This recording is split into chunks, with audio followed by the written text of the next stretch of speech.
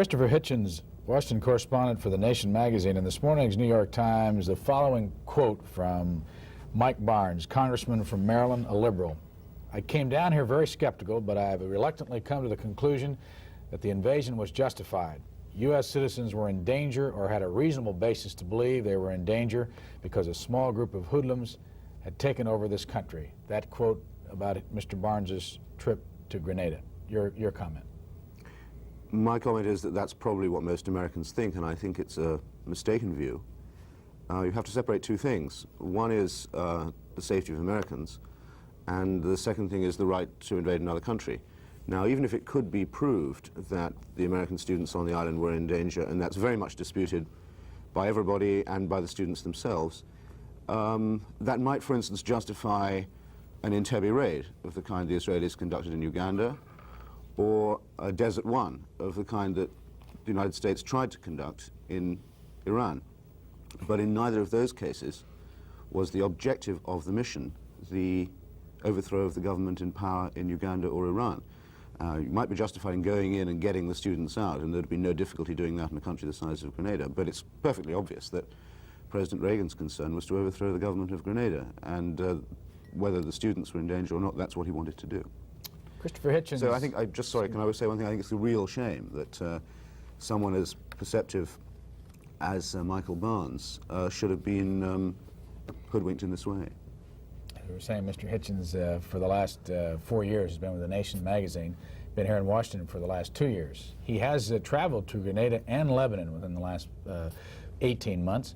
And among other things, besides working for The Nation here in this country, he works also and writes for The Spectator in London, and is the foreign editor of the New Statesman magazine, also published out of England, writing a book about the Cyprus crisis in the Middle East.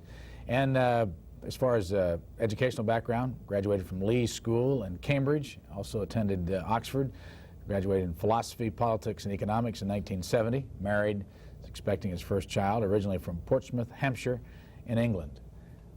Tell us, before we jump into all the substance this morning, Christopher, about these publications. What is The Nation?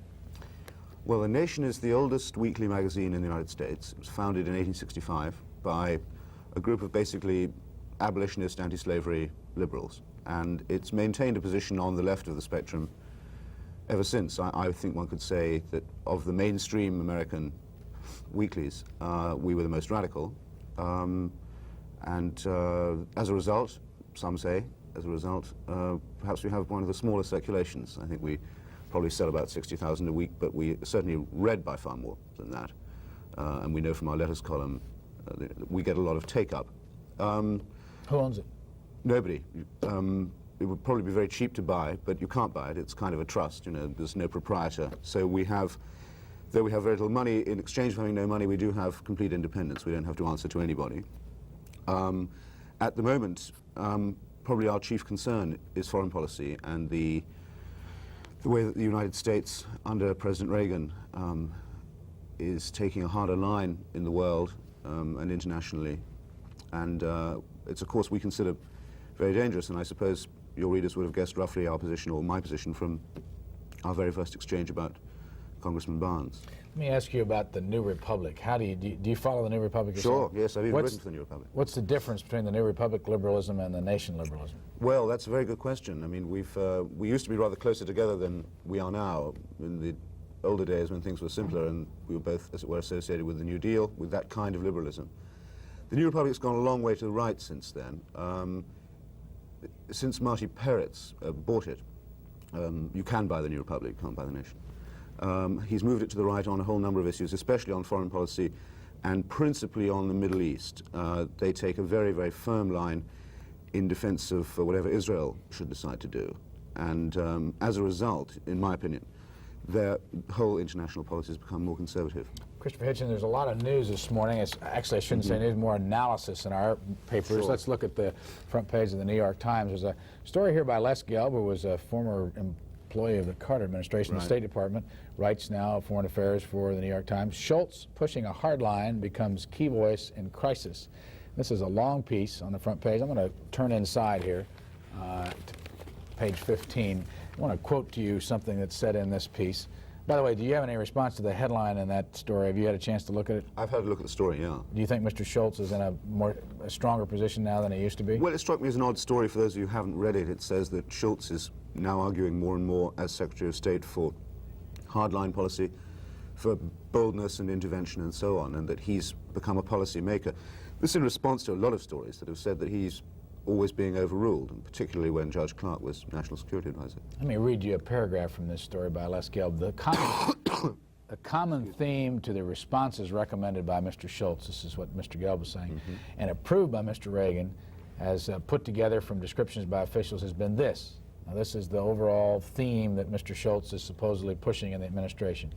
Be tough, even to the point of using force, if necessary. Keep negotiation lines open, but do not be optimistic about positive results. And meanwhile, solidify positions of strength. What do you think of that idea as a method of going after foreign policy?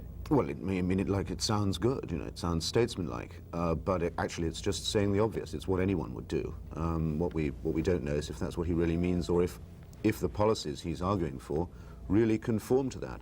What I have a suspicion is that the Secretary of State is annoyed that in the past on foreign policy he's been rather left out, and the stronger personalities of the President, of Ambassador Jeane Kirkpatrick, and until recently of Judge Clark, were in a sense making policy without him, or at least making policy and then telling him about it. I think this is an attempt by him to get back on board, and obviously he's orchestrated it quite well as far as the New York Times is concerned. You're from England originally. Yeah. You write for The Nation. You read our newspapers. Does a piece like this in the New York Times have any influence? Oh, sure, yeah. And by Gelb, because he's thought to know what he's on about State Department matters, which he does. I don't know if Mr. Schultz also helped to write the piece. It slightly reads like it. I mean, it certainly gives the Schultz view of the world and puts it in a rather flattering way. Let me show you a piece in this morning's Washington Post. This is on page 3. Yeah.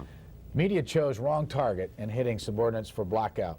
Now, this is a piece by Lou Cannon, who has followed Mr. Reagan for years. Used to write for Ritter Publications in California. Has been with the Washington Post for at least the last 10, 15 years. Wrote a book called Reagan. And now he's talking about the way the press was handled by the Reagan White House during the Grenada crisis. Let me read you a couple of paragraphs and get your response. Reagan and company believe that they won a pair of glorious victories on the beaches of Grenada 2 weeks ago. By the way, do you think they did, in the sense that were they successful in doing what they wanted to do in Grenada? I don't think anyone can deny it was a successful invasion. I don't know how proud it makes you feel to be able to knock out the Grenadian army, but you certainly did. Okay. The first was the defeat of the ragtag Grenadian army and a band of armed Cuban laborers. The second was the rout of the U.S. media. Reagan's advisors are convinced that the media are virtually devoid of public support in their protests of both the news blackout of the invasion and the misleading statements made about it. Mr. Cannon goes on to write, the advisors are probably right, meaning the Reagan advisors. On the whole, the news media response has been less effective than Cuban anti-aircraft fire, and it has been directed at secondary targets. Well, I think that's well put.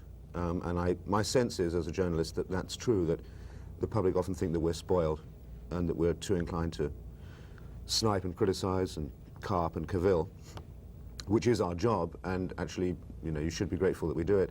But I think there's a certain satisfaction always to see us put down. And I think that Cannon is right in saying that when American troops are in action, people don't like the press, you know, being too critical.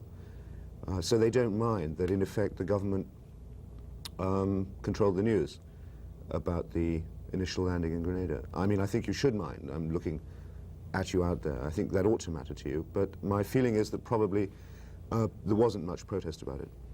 Let me read you another paragraph.